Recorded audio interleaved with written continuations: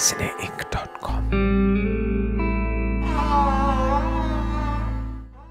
नमस्कार, आदाब। मेरा नाम परवेज आलम है और मेरे साथ मौजूद हैं भवानी शंकर, जो दुनिया के बहुत बड़े टेलीकॉम एक्सपर्ट माने जाते हैं और बात कर रहे हैं कि कम्युनिकेशन किस तरह से हमारा बदला है, यानी कि जिस तरह से हम बातचीत करते हैं और ख़ास तौर पर फ़ोन पर जिस तरह से हमारी बातचीत होती है वो आने वाले दिनों में और किस तरह से बदलने वाली है और किस तरह की डिवाइसेस का हम इस्तेमाल करने वाले हैं और किस तरह के टैरिफ हम देंगे या नहीं देंगे। ये हमारा पार्ट 2 है।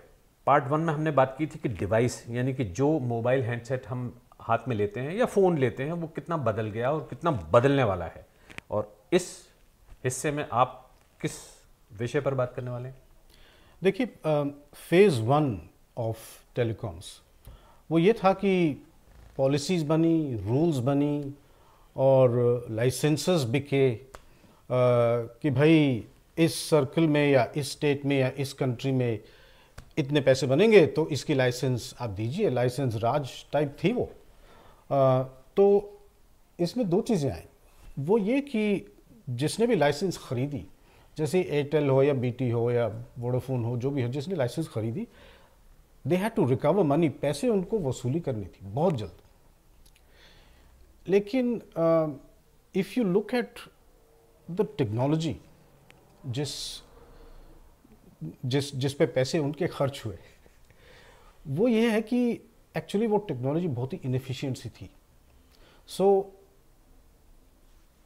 पिछले 20 सालों में हम और आप we have been paying for the inefficiencies of the system. वो किस तरह से, यानी कि जो सिस्टम के जो नुक्स हैं, आप ये कह रहे हैं व्यवस्था में जो खामियां हैं उसकी वजह से हम ज़्यादा पैसे देते आ रहे हैं। बिल्कुल। कैसे? क्योंकि ऐसा है कि पहले एक टेक्नोलॉजी बनी, फिर उसके बाद 2G बन गई जो उससे बेहतर थी, फिर उसके बाद 3G बन गई, फिर उसके बाद 4G, अब 5G।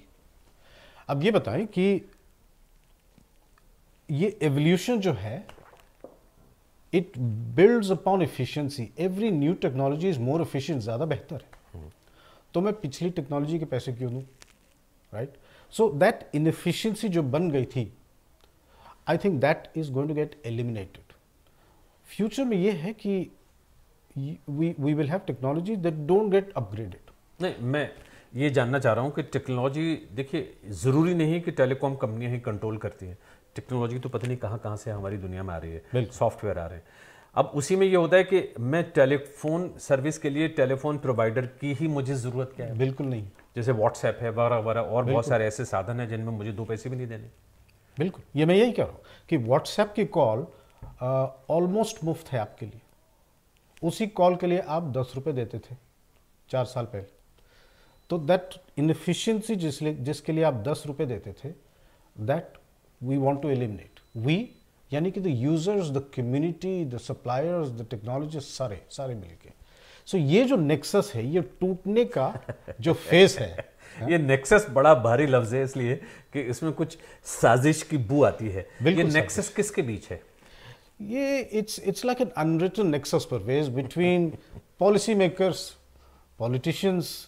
गवर्नमेंट्स को टैक्स चाहिए, पैसा चाहिए, तो they want to make money out of that as well. आप जब स्विच ऑन करते हैं पावर की, लाइट की वगैरह, आप ये सोचते हैं ये बिजली ब्रिटिश गैस से आई है या फलाने प्रोवाइडर से आई है। ब्रेड आपकी जब टोस्ट होती है तो वो इलेक्ट्रिसिटी इज इलेक्ट्रिसिटी, है ना? बिल्कुल सही। तो कम्युनिकेशंस, एक फ़ोन कॉल करने के लिए आपको वोडाफोन की ही ज़रूरत है, ये किसने कहा है? नहीं, बिल्कुल भी नहीं। वो वोडाफोन भी हो सकता है, एयरटेल भी हो सकता है, वगैरह वगैरह। लेकिन कॉन्ट्रैक्ट में लोग बंधे पड़े हैं, है ना?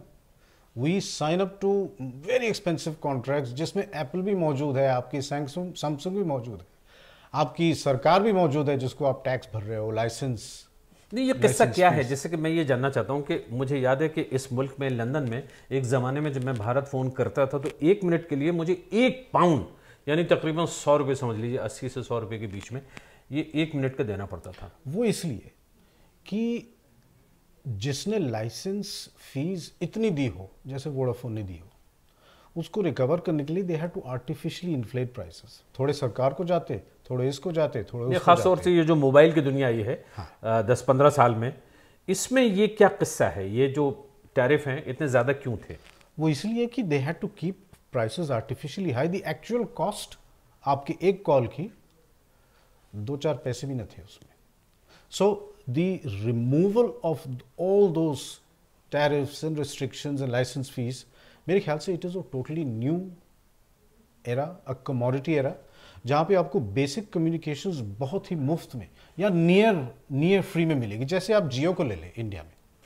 अब इस वक्त क्या सिचुएशन है? मैं ये कह रहा हूँ कि मैं किसी भी तरह के नेक्सस से आज़ाद होना चाहता हूँ as a consumer.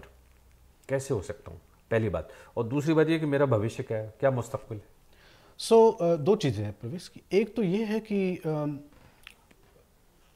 The licence regime जो है वो ऑलमोस्ट ख़त्म हो गई. हालांकि लाइसेंस तो फिर भी चाहिए होती है, लेकिन the licenses don't cost millions of dollars. इसका मतलब है कि the telecom service providers don't have to charge you. This is number one. दूसरा ये कि आपको टेलीकॉम सर्विस प्रोवाइडर होने की ज़रूरत ही नहीं है. आपको आपका ड्राई क्लीनर आपको फ़ोन बेच सकता है. You can buy phones from your grocer. You can buy data service from the bus conductor. So the federation deregulation जो है, जो बढ़ती चली जा रही है, उसकी वजह से आपको कंपटीशन बहुत मतलब टू द nth लेवल बढ़ जाए. मैं फिर ये समझना चाह रहा हूँ, मैं समझता हूँ बहुत सारे लोग ये भी जानना चाहेंगे कि टेलीकॉम प्रोवाइडर को अपना गायब कर दिया, जो बड़ी बड़ी कंपनियां हैं, तो गायब हो जाएंगी या वो बदस्तूर कायम रहेंगी और उसके बावजूद वो चलती रहेंगी? उनका प्रॉफिट कहाँ से आएगा? उनका बिजनेस मॉडल तो चेंज होने लगा है. क्या? जैसा कि जियो इंडिया में कर रहा है. It is a disruptive force जो कि एस्टैब्लिश मॉडल को बिल्कुल डिसरप्ट करके चेंज करने वाला है. So the grocers, many other service providers जो फ़ोन बेचने लगेंगे, टेलीकॉम सर्विस बेचने लगेंगे, that will bring the prices down. It will tear down the nexus. एक बात तो ये है. दूसरी बात ये है कि telecom will become one among many other services. जैसे क्या? वो ब्रॉडकास्ट सर्विस ले लें या पावर सर्विस ले लें या गैस सर्विस ले लें, द कमोडिटाइजेशन जो है, that it will increase the quality of service. It will decrease the price that you pay for it. It will become just another service. मतलब आप ये कह रहे हैं कि आने वाले दिनों में इसकी ज़रूरत ही नहीं होगी. एक बात और बताइए, ये बड़ी अहम सी बात है कि टेलीफोन प्रोवाइडर हमसे पैसे लेता है, लेकिन बहुत सारे ऐसे प्रोवाइडर्स हैं जो हमसे तो पैसे भी नहीं लेते. मिसाल के तौर पर व्हाट्सएप. तो इस तरह की जो कंपनियां हैं जो बिना किसी टैरिफ के इस वक्त मार्केट में मौजूद हैं, आने वाले, मैं जानना चाहता हूँ 5 सालों में इनका भविष्य क्या है और हमारा इनके साथ में क्या भविष्य निकल के आएगा? मतलब कि मैं आने वाले 2 साल के लिए कोई कॉन्ट्रैक्ट साइन करूँ ना करूँ किसी टेलीफोन कंपनी के साथ में? नहीं, कॉन्ट्रैक्ट साइन करने की उनको ज़रूरत होगी जो बिजनेस चलाते थे, लार्ज एंटरप्राइजेस वगैरह. They will need to have contracts, because उनकी ज़रूरतें अलग होती हैं, उनकी मांगें अलग होती हैं. लेकिन at a personal level WhatsApp में क्या है? WhatsApp, the beauty of WhatsApp is that वो बहुत ही पर्सनल सर्विस है. आप अपने ग्रुप्स बना सकते हो, आप उनमें ग्रुप तोड़ भी सकते हो, आप किसी ग्रुप में जा सकते हो. You can broadcast messages to a group. So I think the community feeling that WhatsApp services create और व्हाट्सएप टाइप सर्विसेज क्रिएट, ये बहुत ही यूनिक चीज़ है. ये कोई वोडाफोन या टेलीकॉम सर्विस प्रोवाइडर नहीं कर पाया है. So the personalization, personal aspect जो है ना, ये बहुत ही अहम चीज़ है.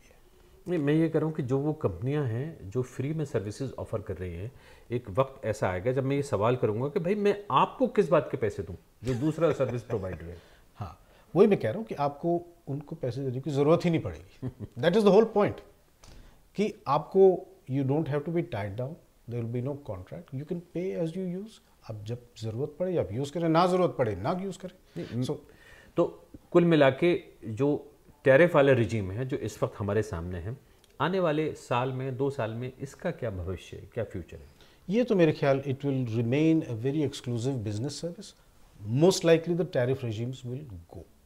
मतलब ये कि ये टेलीफोन सर्विसेज के लिए जिसके लिए लोग तरसते थे, मुझे याद है एक ज़माना ऐसा था भारत में ख़ास तौर पे कि जो कम्युनिकेशन मिनिस्टर, मुझे याद है एक बार मैंने अर्जुन सिंह कम्युनिकेशन मिनिस्टर होते थे और ऑल इंडिया रेडियो में मैं नौकरी करता था. उनका इंटरव्यू किया हमने. फायरिंग लाइन टाइप का होता था जिसमें 5-6 नौजवान उनसे बड़े ज़बरदस्त सवाल करते थे. और जब वो जाने लगे रिकॉर्डिंग के बाद में, तो 5-6 बच्चे जो हमारी रिकॉर्डिंग में मौजूद थे और साथ में कम से कम 10-15 लोगों का अमला ऑल इंडिया रेडियो का पीछे पीछे भागा एप्लीकेशन लेके कि सर ये हमारा फ़ोन का कनेक्शन है. और फ़ोन का कनेक्शन ऐसा होता था कि 20,000, 25,000, 30,000 रुपये की रिश्वत देनी पड़ती थी सिर्फ वो फ़ोन लगवाने के लिए. ये मतलब हमारे आंखों देखा हाल है.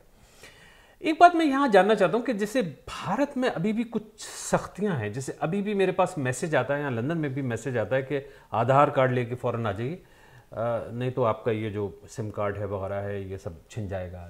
मतलब ये कि आज भी वो सख्ती है कि आधार, आइडेंटिटी ये सब चाहिए। और जहाँ इस मुल्क में ये होता है, लंदन में और यूरोप में ज़्यादातर जगहों पे, कि वेंडिंग मशीन है, आपने पैसे डाले और सिम कार्ड आपके हाथ में आ गया। वो 10 पाउंड का, 20 पाउंड का, उनको इससे मतलब नहीं है कि आपके पास में फ़ोटो बिल्ला है, आईडी है, आधार है वगैरह वगैरह। ये क्या गैप है दोनों में? क्या भारत में ये सख्तियाँ रह सकती हैं? सी फंडामेंटल प्रॉब्लम ये है इन डेवलपिंग कंट्रीज़ कि आइडेंटिटी नाम की जो सर्विस है वो डेवलप नहीं थी पहले। In most western countries identity पहले आई और टेलीकॉम्स बाद में। So even before you bought any telecom service, कोई भी फ़ोन खरीदने से पहले उनको ये पता था कि आप कौन हो, आप कहाँ रहते हो, आपकी तनख्वाह कितनी है, कि आप ये टेलीफोन का बिल दे सकते हो कि नहीं। But identity is a service that is still developing in a lot of countries like India. तो उसकी वजह से KYC जिसे कहते हैं, नो योर कस्टमर, ये बहुत ज़रूरी है। भारत में आने वाले दिनों में क्या सिम कार्ड खरीदने पर वैसा ही मामला रहेगा कि आप आधार कार्ड लेके आइए और रजिस्टर कराइए, या फिर आने वाले दिनों में वो सारी चीज़ें भी आसान होंगी? देखिए, इसमें दो चीज़ें, एक तो सिक्योरिटी, आतंकवाद को लेके कंसर्न जो इंडिया में है उसकी वजह से थोड़ा सा दबाव आधार कार्ड के लिंक होने में रहेगा। एक तो ये है। दूसरा, मेरे ख्याल से आधार कार्ड के सक्सेस के लिए भी ये थोड़ा प्रमोट हो रहा है ना। तो ये आप सोच के ये चलें कि 2-4 सालों तक तो ये प्रेशर रहेगा ज़रूर। Okay, finally to wrap it up, कि ये जो भविष्य है टेलीकॉम प्रोवाइडर्स का, आपने ये कहा था नंबर 2 जो टॉपिक आपने चूज़ किया था, उसमें आने वाले 1 साल में, 2 साल में क्या चीज़ें देखते हैं आप होते हुए? जैसे हमने पहले कहा कि टेलीकॉम सर्विस, फ़ोन सर्विस, ये सारी चीज़ें आपको एक जगह यानी कि टेलीकॉम सर्विस प्रोवाइडर से ही लेने की कोई पाबंदी नहीं रहेगी, नंबर 1। नंबर 2, ये जो सिम कार्ड है इसका रूप बदलने वाला है। नई टेक्नोलॉजी को कहते हैं ई सिम, यानी कि ये सॉफ्टवेयर सिम है, ये कोई कार्ड नहीं रह जाएगा। तो ये सॉफ्ट सिम या ई सिम जिसे कहते हैं, इसको कोई भी प्रोविजन कर सकता है, कोई भी खरीद सकता है, किसी भी फ़ोन पे डाल सकता है। ये किसी टेलीकॉम सर्विस प्रोवाइडर से जुड़ा नहीं हुआ है। ये फ्यूचर है। शुक्रिया भवानी शंकर। ये भवानी शंकर के साथ में हमारी ये बातचीत जारी रहेगी, इसलिए कि भवानी शंकर हमारे टेक गुरु हैं। तो बात टेलीकॉम की चल रही है। तीसरे पार्ट में ये जो ई सिम वगैरह और ये सिम कार्ड का जो भविष्य अगले 2 साल में, 4 साल में क्या होने वाला है, इस पर बात करेंगे। और इसके बाद में फिर हम IT सेक्टर वगैरह वगैरह इन सब चीज़ों पे भी बात करेंगे। भवानी शंकर पूरी दुनिया में सफ़र करते रहते हैं और इसका मतलब ये है कि महीने में कम से कम 5-6 कंट्रीज़ होके आते हैं और पिछले 1 साल में खुदा जाने कितने इन्होंने देश देखे हैं।